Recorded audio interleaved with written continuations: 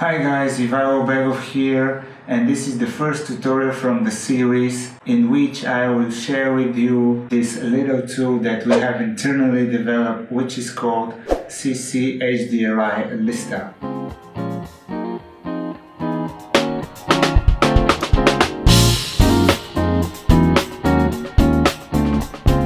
This little tool allows you to easily browse through your existing HDRIs on your library, get a preview, and then quickly import it in the scene. This way you can easily manage your lighting setups, switch between different scenarios. You can quickly create your draft images to test your lighting setup on them. Okay, let me dive into the actual tutorial. So I have a simple setup here with a house and a pool and a mirror ball in front of the camera.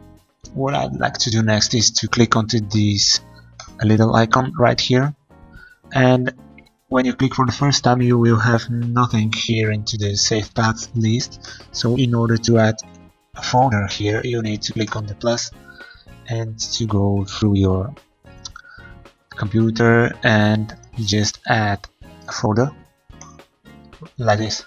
So now every time you open up the script it will load those pre-saved folders. Great. Now basically what the script is doing is highlight the folder, and then the script is looking through all the HDRI maps saved into the folder, and it's listing those right here. And when I click go, it goes through the HDRI maps and get the previews here for me. If, for example, if some of the HDRI maps don't have any preview file, it looks like this. You need to also make sure that you have all the previews for your HDRI maps. I am going to choose a sunny HDRI for my scene, and when I click on these little arrows here it will create a dome light for me. But beforehand I'd like to make a note for these little settings here. When you are using the script for the first time, it will create the dome light system with these default multipliers. It will create the dome light with a multiplier of 1.2, and it will create the sunlight with a multiplier of 1, which are sort of a default settings for a dome light system. And in the future, when you work with some of your, for example, when you're working with your favorite HDRIs, you can set up those multipliers differently in order also to match your camera settings. But when you're using them for the first time, the script will say that there is no ini file found, which is okay, and you just hit OK, and that's it. You can see that now we have a dome light system straight into the center of the default grid. I am going to select those and move them further away from the house in order to work with them. And we have a list of cool things happening right now. The first thing is that when you rotate the dome light, it also rotates the sunlight. And when I go for the environment, you can see that it also rotates the environment map. And what's even cooler is that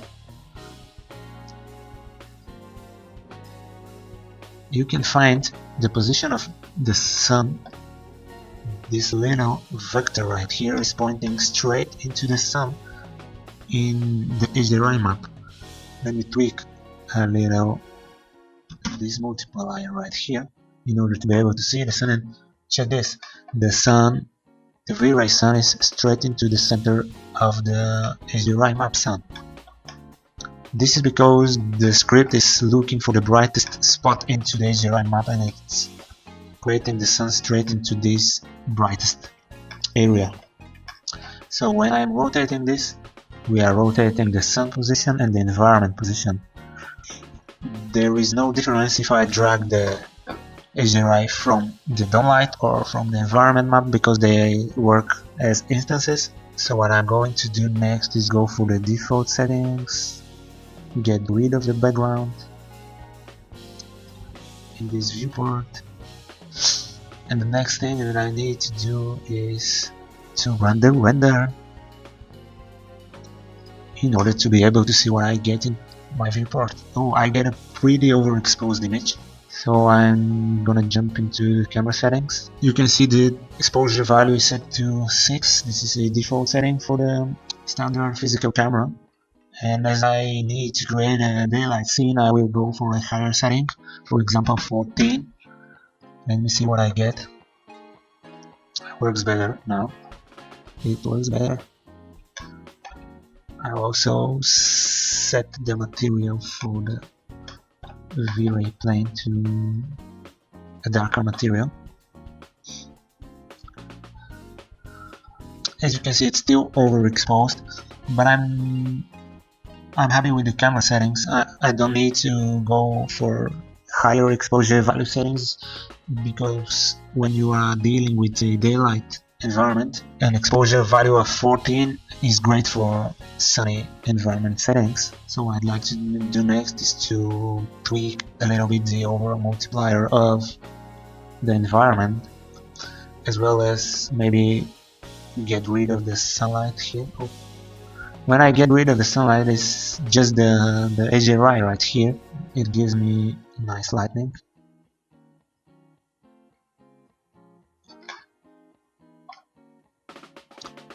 As you can see, I already have sharp edge right here in the shadow area, but I also can switch on the sun and make the intensity smaller, like this, or like this, maybe like this. And you can also rotate a tiny bit more, move the camera a tiny bit more.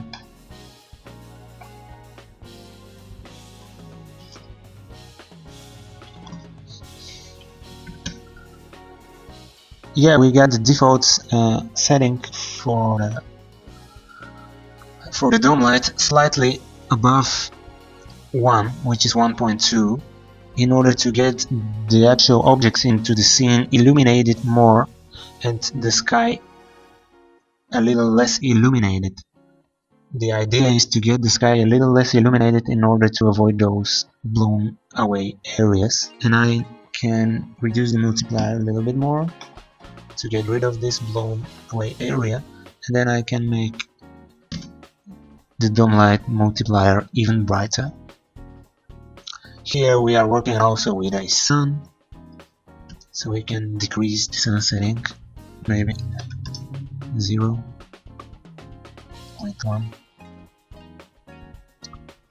0.2,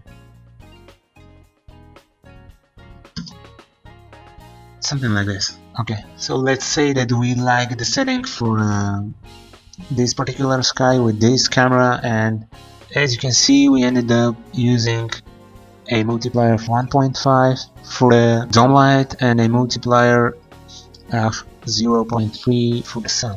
And here comes the fun part. We can save this setting right here. I'm gonna go into desktop, create a new folder. Oh, name it light test. What's the generic name?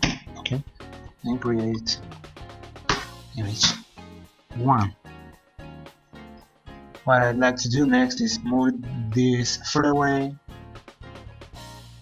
turn off the sun, turn off the dome light, and I'm going to browse for a different HDRI map, for example this one. Again, no ini file, and as you can see we have the second HDRI map right here. And when I hit render, you can easily tweak this thing right here. As you can see, we have the sun lower, pretty much on the horizon. You can switch it off if you like, but I like how we get those colors right here. I can even set a higher multiplier, and I can go for oh, this kind of a setting. Or if you'd like to, you can forget about those turbidity and intensity multiplier settings and just go to pick a color for the sun. But as you can see, I'm going now to stop the render and save this like preview number 2, and I'm going to jump into the next environment. Those arrows, and we have them now into the scene. Switch off the previous one. As you can see, now we have the sun right here, but I believe that since we don't have any sun into this new environment map, the position right here is just into the brightest point. Since we are doing a cloudy setup, I'm going to switch off the sun, and again I'm going to decrease the amount of light with this setting right here. There we are, we have the cloudy environment. So I'm able now to save a new image. You can see how easily this script is working and how fast we can create new versions with different lighting just in a few clicks here. And what's cool about them is that you can actually see the HDRI map that you are going to put on top of them. And by having a preview into the viewport, you can easily browse those HDRI maps, import them straight away into the viewport and just use them. This way you don't need to waste time on browsing different HDRI maps, searching for their previews and so on and so forth. You just get the HDRI map that you need into the viewport, hit render button, and see what you can come up with into the scene. It's just so easy to manage those in a few clicks.